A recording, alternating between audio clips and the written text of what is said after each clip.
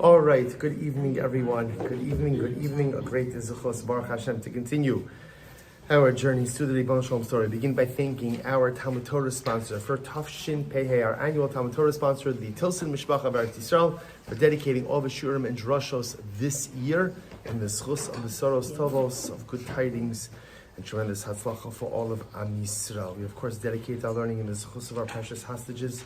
May HaKadosh Baruch Hu bring them home and b'shalom and b'karav, and of course all of us, we wait eagerly with the news out of Eretz Yisrael that Halavai, some type of deal should be finalized. We should be Zochem Eretz Hashem to see at least some of our brothers and sisters returned home. Halavai, our holy soldiers, should be successful. B'chol ma'aseh yedehem, and Klal Yisrael should just be benched with every bracha that Ribono Shel Olam has in Shamayim.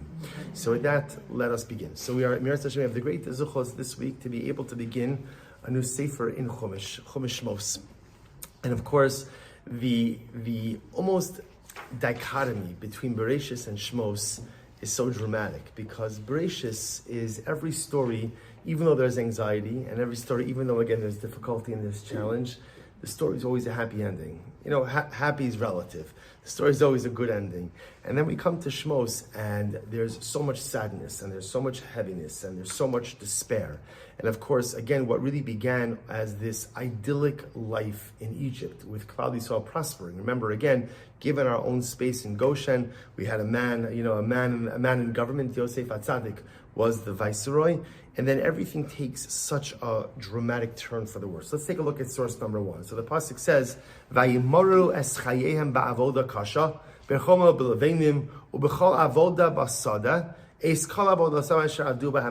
over here, the pasuk is discussing the beginning, the genesis of the servitude. So what did the Egyptians do? They embittered our lives with hard work. Bechomer ubelevenim, literally translated with clay and with bricks. Ubechol avoda basada, every type of work in the field. Asher avdu bahem befarech. And ultimately, again, they worked us with farech. Now, again, farech over here, the translation is back-breaking labor. So, of course, what's interesting already, at first glance, just about the pasuk itself, is what appears to be like the redundancies. First, we're told that they worked ba'avoda kasha, hard work. And then again, as if that's not enough, there's more description. There's chomer, there's clay, there's levenim, there's bricks. And if that's not enough, b'chol avoda basada, there's field work. And if that's not enough, avdulahem befarech. So it's interesting, again, just tell me, the Egyptians worked the Jews hard, and I would have understood it. Remember, Torah is not a storybook. So for us, the reader, all I need to know, what's the takeaway message? Takeaway message? The Egyptians are exploiting the Jews. That's the takeaway message, right? Whether or not there's clay, there's bricks, there's field work, there's this, there's that, it doesn't really matter. But obviously, if it's included in the text, it does matter. The Torah is trying to convey something to us. So for example, I didn't put this on your sheet, but the Gemara discusses the idea. The Gemara discusses that really the entire, instead of here is the last word of the pasuk, befarech. So we translate befarech as back-breaking labor. But it's interesting, the Gemara Masechah Sot, again, I didn't put it on the sheet, the Gemara explains that farech is a different kind of labor. Farech is futile labor. Actually, the Gemara has a couple of different interpretations. The Gemara says that Paro assigned men's tasks to women and women's tasks to men, whatever those particular types of tasks were. Right? Other opinion, the Gemara says that Paro had Bnei Yisrael build on wetlands. So whatever they would build would simply again collapse into the ground. So what is the Gemara painting a picture of? See, Paro, we always speak of this. Jewish people have different types of enemies. There are some types of enemies who are just interested in subjugation.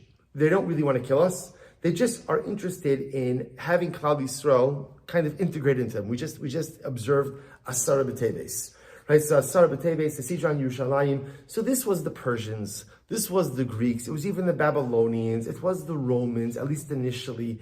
It wasn't really about destroying the Jewish people. It was about assimilating and integrating the Jewish people. That's one type of enemy. And then there's another type of enemy. The other type of enemy has no interest in the Jew except his annihilation. So again, the paradigmatic example of that is, right, Amalek, right? Amalek and Amalek's many offshoots over the years. This is what we begin to see again, even though they're not part of genealogical Amalek. We see that with Ishmael. We see that again with our current enemies now, that there is a hyper focus on annihilation. Annihilation. So one of the ways in which our enemies have tried to annihilate us over and over, if you want to annihilate a people, how do you annihilate a people? I know no one's going to volunteer to answer this one, right? Because you have to be a little maniacal to think this way. But we learn from our enemies. How do you annihilate a people? What do you need to do in order to annihilate an entire population? What do you need to do? Step number one. You need to break their spirit. And how do you do that? You dehumanize them. So the moment you go ahead and you make people forget that they're people, and they begin to lose their sense of self, that's when you could, and you see this, by the way, our enemies did this throughout the ages. So the Nazis, this was the entire idea, that when they herded our ancestors into the camps, so what was done? The head was shaved, right? So you shave a head, kind of a person has a certain sense of identity that's wrapped up in their hair. So again, you shave the head, you take away clothing, give a uniform, and you tattoo a number. So now a person really has lost any vestige of self. And now again, I'm a number. I'm a number amongst a row of numbers, all wearing the same misshapen clothing. Take away the sense of self and ultimately break the spirit of the people, and annihilation becomes much easier. The first one to write this in the playbook of anti-Semitism was Paro. Paro was the first one. Paro wrote the playbook for this, right? And Paro understood, make people feel futile, you will break their sense of self. Once you obliterate their sense of self, it becomes much easier to annihilate the people. So therefore the Gemara says, what's Parech? Parech is unnecessary labor. It's unnecessary labor. It's just labor for the sake of labor. Build this and it just falls down, build it again, right? And keep on building it again. You're building on wetlands, the structure sinks, it's okay, just build it again. A person, even if they're enslaved, could potentially take pride in what it is that they are creating if it's something meaningful and endures. But the moment that I realize that my entire day, my entire life is being spent building things that don't matter, then by extension what that means is I don't matter. So that the Gemara says is parech. But what I want to show you, so therefore the Torah goes out of its way to really highlight all the different forms of labor, to really highlight this idea that this is not just about slavery. This isn't about like forced labor or free labor for Paro. This is about dehumanization of an entire population. So make people engage in things that are nonsensical, make people engage in things that are just not productive, you will break their spirit. And that's about it. Think about this just a moment. If you've ever been trapped in a career that you find totally unfulfilling, how do you feel about yourself? Generally not so good. Not so good.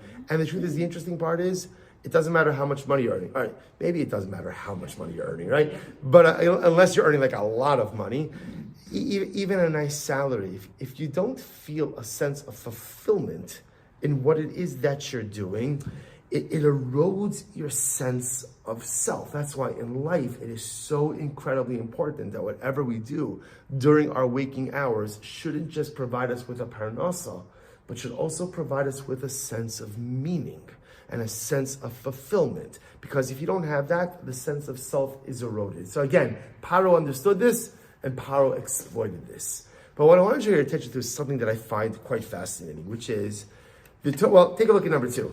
A beautiful and incredible medrash. The medrash writes as follows. So it says the medrash, Mahu befarech. So this is a famous medrash. Medrash says, what does befarech mean? Farech, the Gemara says, the medrash says, is a contraction of 2 words. Peh, rach. What does peh, rach literally mean? Peh is mouth. Rach is soft.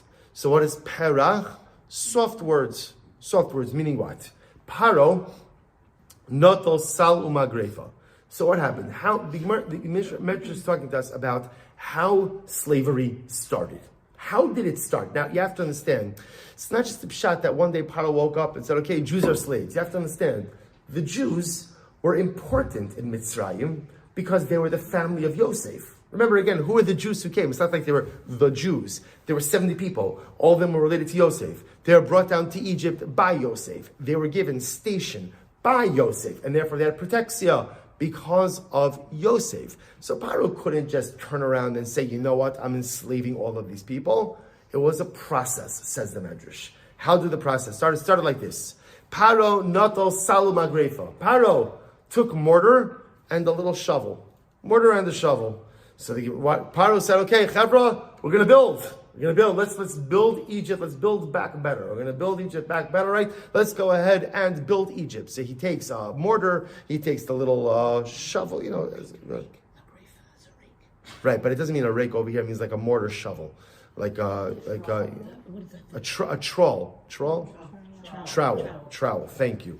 Trowel. So Mihai, thank you. Mihai, so what happens? The Paro says, okay, Chevra, let's do this. So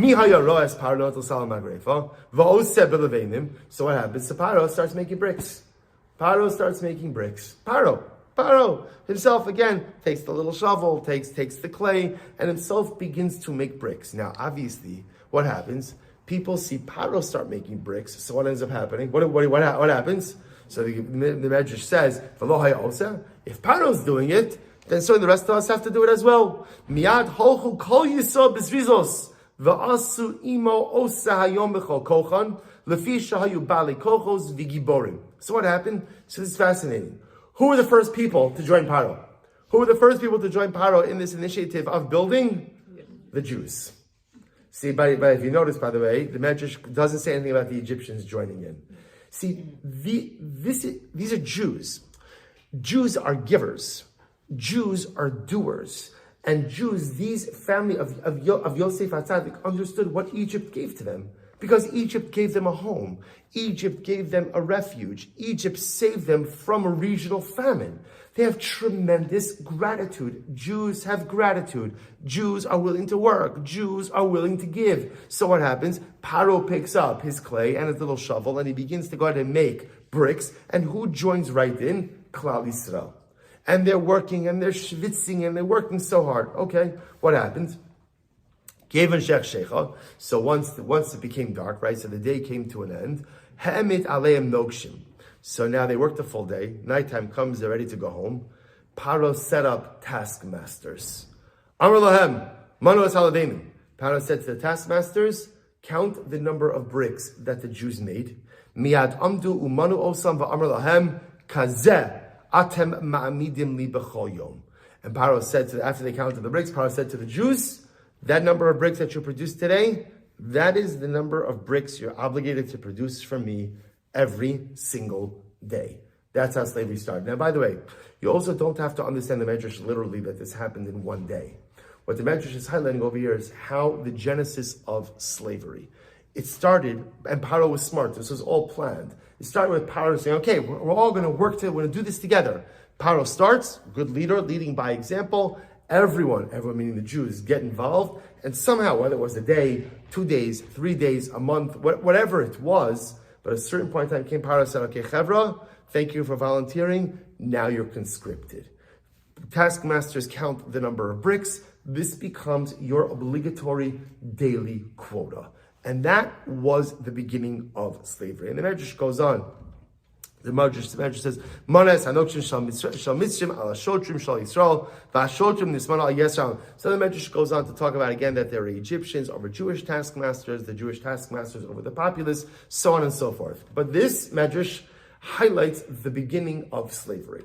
Go to the end of the parasha, source number 3. Now again, so there's a lot that happens between 1 and 3, right? 1 is the beginning of the parasha, 3 is the end of the parasha. What happens between 1 and 3? Moshe Rabbeinu happens between 1 and 3. And by the time we get to 3, Moshe has already approached Paro and has said, Shlach ami vayavduni, let my people go. He's already put out that message. Paro does not respond kindly to that message. He does not take well to it. So what does he say in number 3? Vayitzav Paro havayomahu es hanoksim ba'am v'shotrav lemor. So Paro commanded the taskmasters, saying the following: Lo sosifu lo seis teven la'am vilbon halaveinim. Do not give any more straw for the Jews to make their bricks. Let them go and find their own straw. So Paro says, no more straw for this chavra.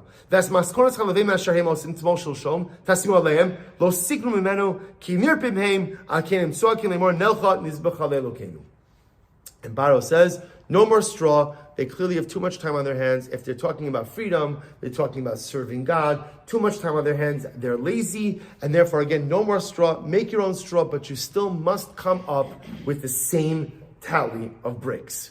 What's the dominant theme in source number 1, 2, and 3? Dominant theme? Definitely progression, or the dominant item in sources 1, 2, and 3? Bricks. Bricks. A lot of bricks.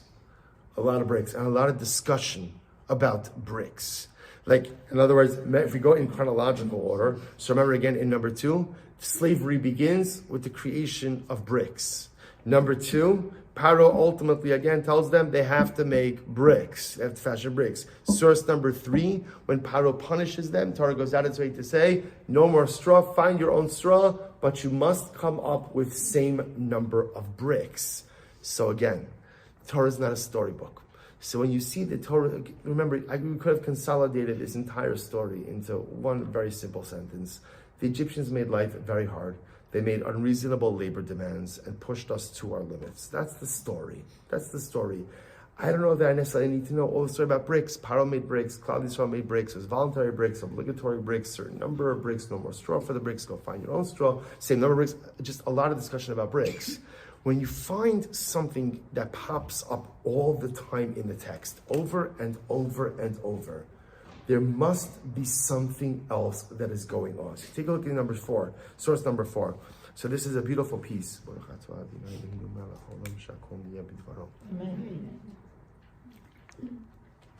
This is a beautiful piece by the Lubavitcher Rebbe. So the Rebbe says as follows, in paragraphs Aleph and Beis. So the Rebbe is bothered by this same question. Why all the preoccupation and why all the fascination with bricks? Why are we spending so much time on bricks? And if you take a look in paragraph Gimel, so the Rebbe said, this is source number 4, paragraph Gimel. The Rebbe says something absolutely amazing, and it is so profoundly insightful. The Rebbe says, there are essentially 2 different types of building materials, right? Or 2 different types of materials that a person could build with. What are the 2 materials? Stones and bricks, right? You build with stones, build with bricks. So the Rebbe says, wherein lies the difference between stones and bricks? So look at it in paragraph Gimel. Ha'hevdel ha'yisodi bein avanim lelevenim. So the fundamental difference between stones and bricks, he says as follows, Sha'avanim heim beria bidei shamayim. Stones are made by God. Stones are natural forming, right? You go into nature, you quarry stone, and it's there, and the shape is there, and the color is there, and the dimensions are there. Stone is made by HaKadosh Baruch Hu. Ve'ilu halvenim he ma'aseh yedei adam. Bricks are made by man. Bricks are fashioned by the hands of man. Ba'avanim yitziras ha'avanim atzman he bidei shamayim. Now again, if you want to use a stone for building, what do you have to do? So as much as the stone occurs naturally, if you want to build it, what do you have to do? You have to hew it, chisel it, right? So again, you need to, or rarely can you just take a stone out of the ground or off the side of a mountain and go ahead and plunk it into a building, right? You have to chisel it, you have to hew it, you have to do something with it in order to be able to get it to the dimensions that you need. He goes on, he says, so as much as the stone itself is created by HaKadosh Baruch Hu, man has to quarry the stone, and of course after he quarries the stone, he has to shape it, chisel it, and ready it.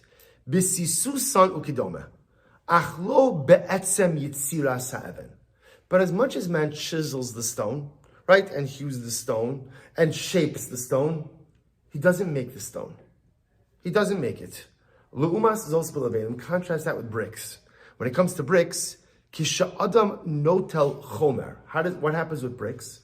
A person takes clay, straw, goveloso, bikash vishtorfo betanor. So what do? You need the mixture with straw, with clay, and then you put it, I guess, what do they call it? Like a kiln, or you put it in an oven, you heat up the oven, you make the brick. Hu yotzer mitzias chadasha levena. You make something new. So a brick is something that is fully created by the hands of man. A stone, on the other hand, is something that ultimately is found in nature, created by HaKadosh Baruch Hu, but it's man's job to shape it in order to fit it into an incredible edifice. So listen to this. So the Rebbe says as follows. The Rebbe says like this. So let me tell you a little bit outside. So the Rebbe wants to make the following observation. What is the avoda of a person in life? Right? What's the avoda of a person in life? The avoda of a person, like what's the bracha you often give to somebody's getting married, right? What's the bracha that you give to a person who's getting married? You should be zocha to build a bayis ne'eman b'Yisrael. Now it's interesting because bayis is often, which you should, however you translate that, you should be privileged to build a steadfast home in Klal Yisrael, which is beautiful. Now, but home is often used in different contexts as well. For example, there's a beautiful Gemara. I don't remember which Tana in the Gemara it is, and one of the Tanaim said, Miyamai lo karasi li ishti ishti. I never called my wife my wife. Rather, what did I call my wife? Karasi li ishti basi. I called my wife my home. Called my wife my home. Now, okay, there's a very beautiful marriage metaphor in that, but for our purposes tonight, what's profound about that is a person is also a bias. Person is also a home, right? A home represents a construct in this world. A person himself is also a bias. And by the way, we see this so often in a couple of weeks from now when we'll get to the sections of the Mishkan. Right, so for example, again, how we introduced to the Mishkan and Parashas Truma, Va'asuli mikdash, make for me a mikdash, right, or a Mishkan in this case, Vishachanti bisocham, and I will dwell within you. And that interesting dichotomy, what does that mean? It should say, build for me a mikdash and I'll dwell within it. What do you dwell within you? And again, the Sfarim point out to Chashon Baruch Hu is telling us a profound message. Yes, when there's a Mishkan and there's a Beis HaMikdash, the Shekhinah is there. And when there's not a Mishkan and there's not a Beis HaMikdash, what happens? Every person becomes their own Beis HaMikdash. Every person becomes their own bias. So it's interesting because we often think about this idea of you should build a bayis ne'eman b'Yisrael as just a reference to marriage. But the truth is, even a person is not married, it's the same avoda. My avoda is to build a bayis ne'eman b'Yisrael. It's to build myself into a steadfast home of personalistic holiness. Well, how do you build a home? How do you build a personalistic home? So Lubavitcher says something amazing. Well, let's go back to this. There's two different types of building materials. What are the two different types of building materials? Stones and bricks. And essentially what the Rebbe says is as follows, and this is incredible. He says stones represent the circumstances in life which are visited upon you. Right? What are stones? Stones are naturally, right? Stones are things that are found in nature. But Baruch Hu creates them, right? No one created a stone. No one could say, look at this incredible stone that I made. Okay, so now they make synthetic stone. But I'm saying, no one could say, look at this stone that I made. So I find a beautiful stone. If you find that beautiful stone and now you want to use it, building your physical home, what do you have to do? You have to chisel it. So the Rebbe says, there are stones in life. And the stones in life represent the circumstances conferred upon us, or sometimes foisted upon us, by HaKadosh Baruch Hu. I didn't make the stone. Sometimes I didn't even choose the stone. But the stone is the reality that I have. The Rebbe says, what do you do with the stones of life? What do you do? Chisel it. Chisel it and figure out how to make it part of your structure and move forward. See, it's interesting. Stones could also be obstacles, right? And a stone in the middle of the road, if you just kind of leave it there, could also be something that prevents you from moving forward. So the stone circumstances of life, you have a choice. A lot of times those stones of life, they just like land right in front of you. So what do you do when that stone of life lands right in front of you? So you can say, okay, I'm stuck, can't go anywhere. Sorry, turn around, stay in place, decry how terrible the stone is, or lift it up, chisel it, shape it, find a place to put it in your personalistic structure and build it into your life. Those are the stones. but there's something even bigger than the stone. And look at paragraph Dalet.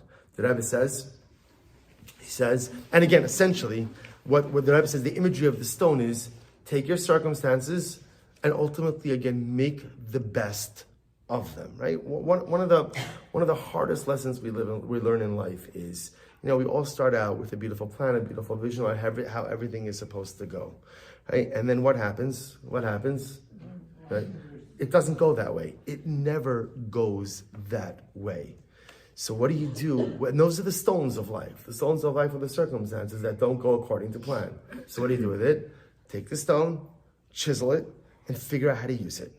Figure out how to lean into it, figure out how to utilize it, figure out how to build it into your structure so that it doesn't paralyze you in place. But the Rebbe says, look at paragraph Dalet. Ulam, yesh darga elyona yoseh b'avodas Hashem.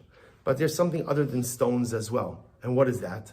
Ha'adam eino mistapek b'nitzul habriya atzma le'inyane kidusha, elo hu yotzer mitzius chadosha b'soch gidrei ha'olam, hu hofech es hara latov ves choshech ha'olam la'ar, hu yotzer leveinim mitzius chadosha ba'olam shenishava al yidei avodas ha'adam. So this is so beautiful. The bricks of life, what does that represent?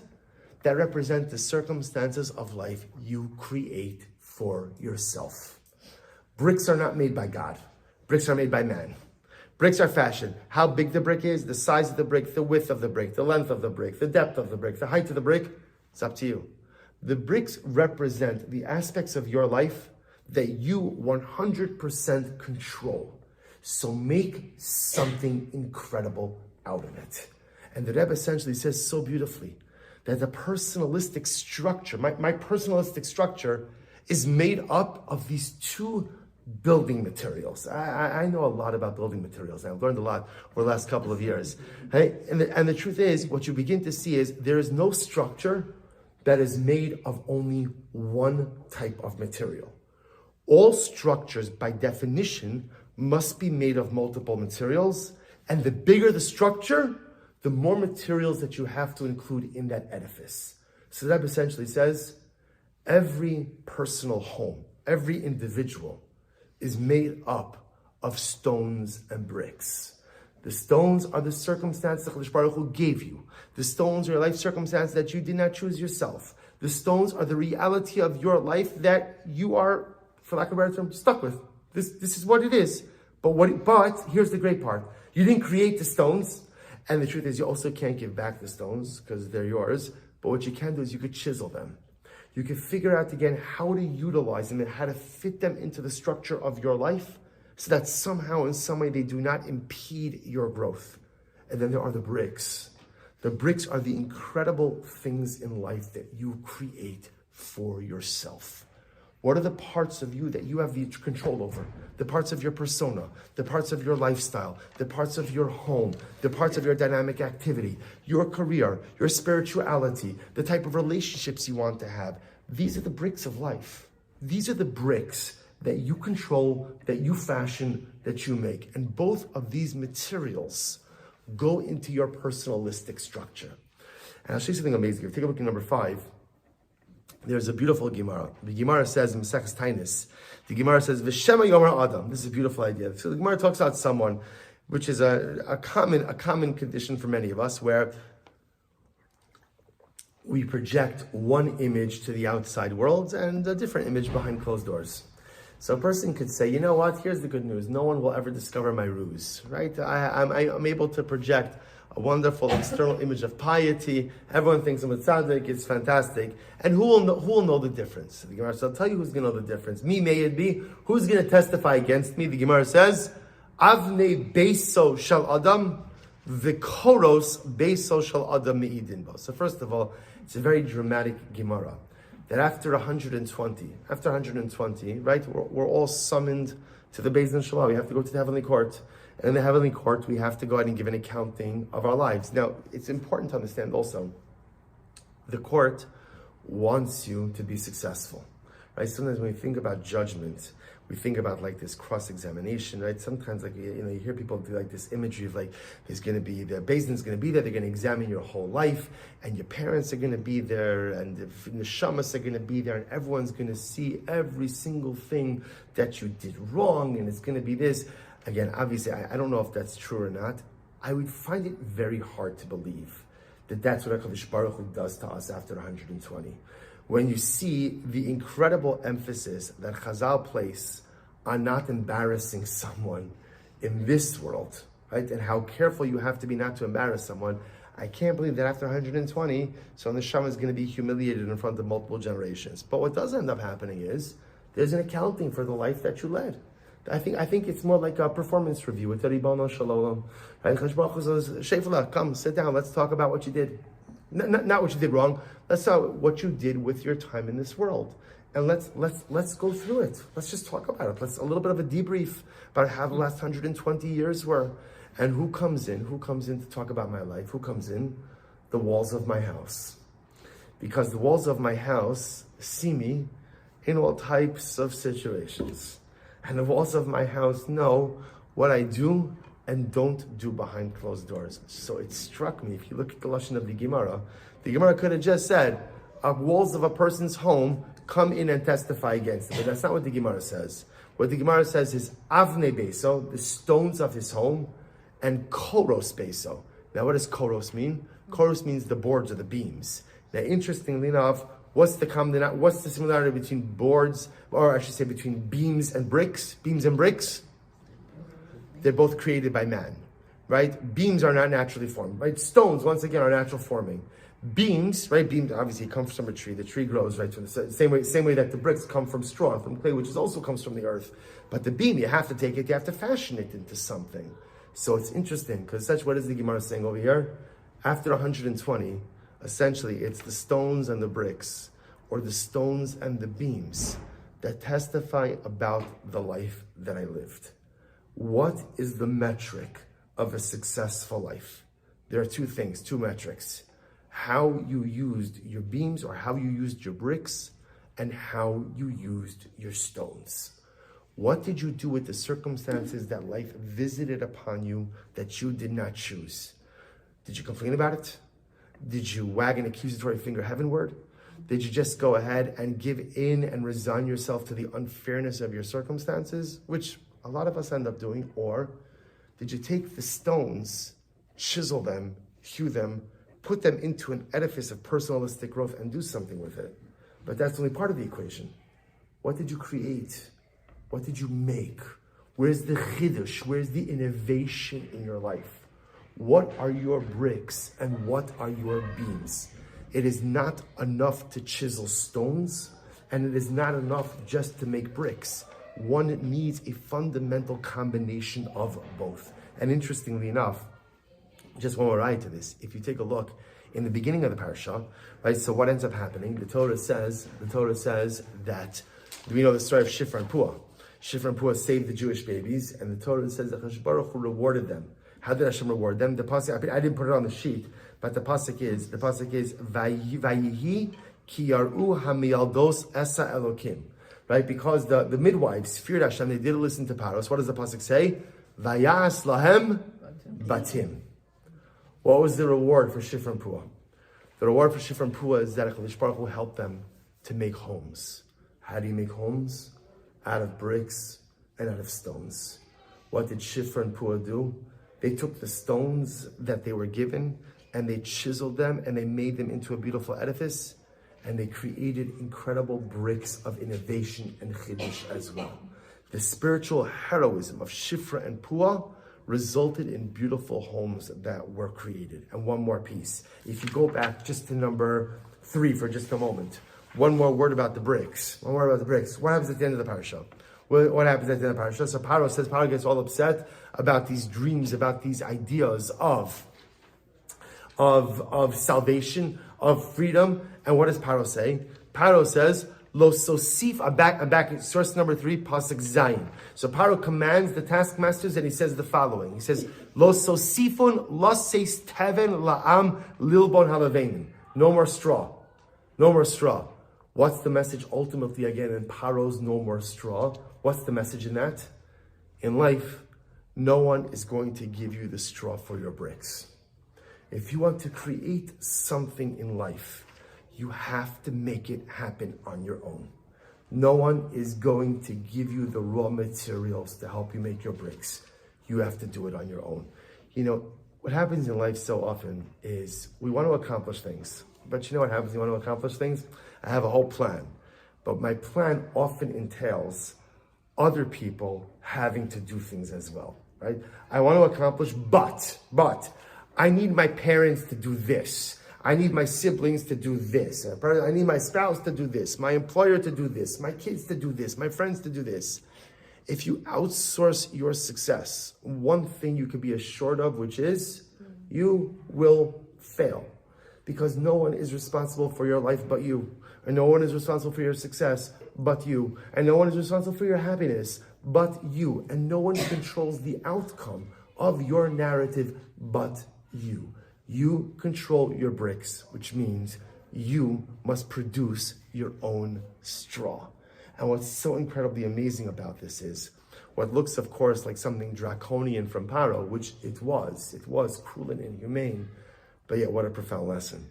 Paro was almost telling Klal Yisrael, Klal Yisrael, I want to teach you a tremendous Musar Haskell. No, he wasn't trying to teach us a Musar Haskell. He was trying to punish us. But we learned a tremendous Musar Haskell, which is that if you want to create bricks in life, don't wait for other people to bring you straw. If you want to create bricks in life, get to work.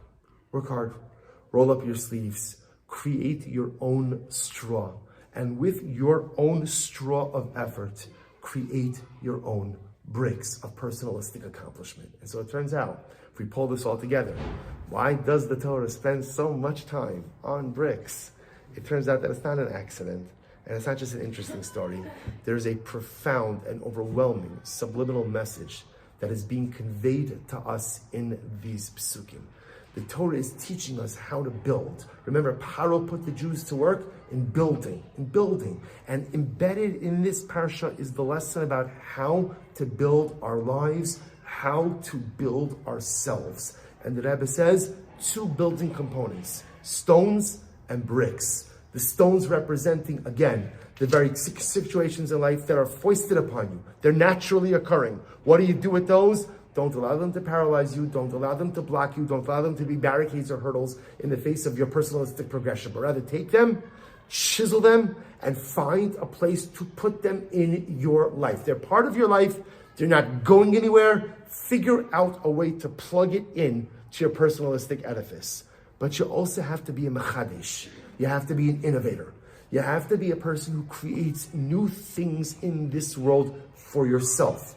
Those are the bricks. The bricks represent those beautiful units of personalism. What are the things that you're going to create?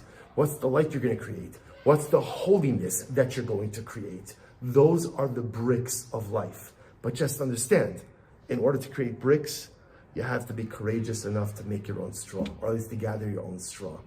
Bricks only come because you forage around for the materials to make the bricks. Then once you work hard enough to get the materials, you'll create the beautiful bricks of personal accomplishment. But if you want something in life, whether it's spiritual or material, make it happen yourself. Don't rely on others for your success. I don't mean don't rely on other people. We all have to rely on other people. But if you truly want something meaningful out of life, if you want to create beautiful bricks of personalistic accomplishment, one has to understand they have to forage, they have to work, and they have to put in the effort themselves. So there are no mundane details contained over in Parsha Shemos, but rather, again, in the midst of the beginning of this narrative, an incredible servitude, in the midst of all of these details of Paro imposing upon us forced labor, is the recipe for how we build our personalistic structures of success. Stones, bricks, get your own straw, and HaKadosh Baruch Hu guarantees us that we'll be successful. All right, we'll stop over here for tonight. Shkoyach, everyone. Next week in Meretz Hashem we have Shir, but it'll be one building over in Meretz Hashem. Where exactly, I'm not sure yet, but we'll post it on the chat in Meretz Hashem. I think you can see if you're not on the WhatsApp group, by the way, there are QR codes on the source sheets. So if you take your cell phone and you scan that, that'll add you to the WhatsApp group. That way you can see Amir Hashem if there are any changes in the schedule. But we are on next week, you mentioned for 8 o'clock. Location to be determined. Have a wonderful evening, everyone.